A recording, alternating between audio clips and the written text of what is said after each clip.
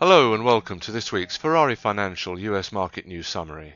Well, of course, the big news last week was the Federal Reserve announcing on Tuesday that it was cutting 50 basis points off the Fed's fund rate.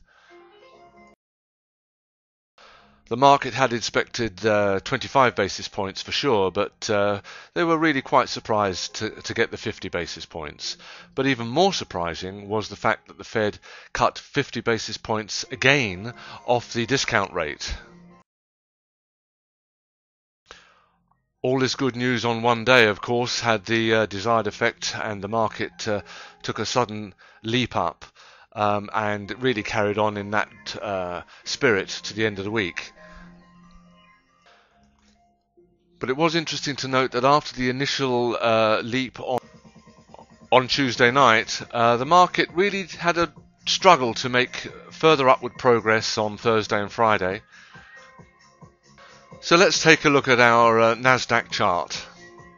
We'll take a look at the 6-month chart for the Nasdaq Composite Index now, because I really want to concentrate and focus on the action over the last couple of months when we reached that peak in the middle of July up here and then rapidly dropped down to the short-term trend line, a little bounce off of that, and then we had that frightening day when the Nasdaq actually dropped below 2,400 for a brief moment. Since then, of course, we've had a pretty respectable pullback, but if you look at the level that we're at the moment in particular, but certainly the level that we reached a few days ago, the pullback was pretty well in the normal range of about 70%, which is about the maximum we would ever expect for just a pullback, before, of course, the market then turned south again in the last couple of days. The really, the really interesting point here, though, is when we look at the volume chart down here. The daily volume was gaining a little during the peak and the start of the sell-off, but the really interesting feature, as far as we're concerned, is that the peak volume here over 3 or 4 days, where the volume was very, very high, well over 3 billion. We are seeing that not at the low point, as an indication that the market was getting back in to a buying phase, but in fact at the short-term bounce of the trend line. When it reached this point here, we see the maximum volume days. Now that's significant to us because it meant that people were really still selling off strongly the first opportunity they got, and that immediately drove the market right down to that frightening point of 2,380 briefly, before then the promise to the market really from the Federal Reserve and then the action of cutting 0.5% off the discount rate really lifted the market spirits and caused this rather nice recovery rally up to the point we had a few days ago.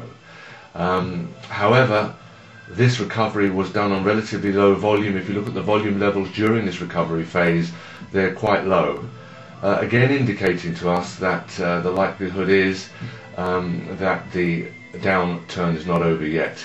Again, the volume has increased as the market level increased, and we've had this sell-off now on the rather poor employment news on Friday, and next week we're feeling that more selling will occur. The scenario we pointed out a few weeks ago is probably still the strongest scenario at the moment, which is that a channel was formed which bordered by this top line I'm drawing here, and the low that we reached down at 2,380 briefly. That is a channel that we see the market working between, and certainly there's plenty of room for the market to now drop back down to about the 2,400 level, and we feel that's most probably where the market's going in the next 2 to 3 weeks. So after the Federal Reserve really gave the market what it was looking for last week, as we predicted, there would be the obvious response, and the market did take a good leap up towards the end of the week, but it soon hit a wall. And we think that wall is being created by sellers coming back onto the scene, particularly the large corporate sellers, because they've been a little unnerved by what's happening. They felt the Federal Reserve move of cutting 50 basis points off the discount rate as well showed that the Federal Reserve was really more concerned with the economic scenario going forward than was probably admitted to before the announcement. Last week our advice was to sell into any strength resulting from an announcement of 50 basis points, and we feel that that advice is still sound. We feel the credit crunch scenario still has a while to play out yet, and certainly its effects will spill over into the general economy and to the consumer. Of course, the next thing to watch now is the earnings season for the third quarter. The announcements are starting really in the next week or so, and the market is going to be watching very, very carefully to see if there's evidence of a slowdown. Difficult to know where the market's going in the next couple of weeks. I think until the earnings season really gets underway, everybody will be waiting to see how they pan out. That's it for this week. Until next week, it's goodbye from London.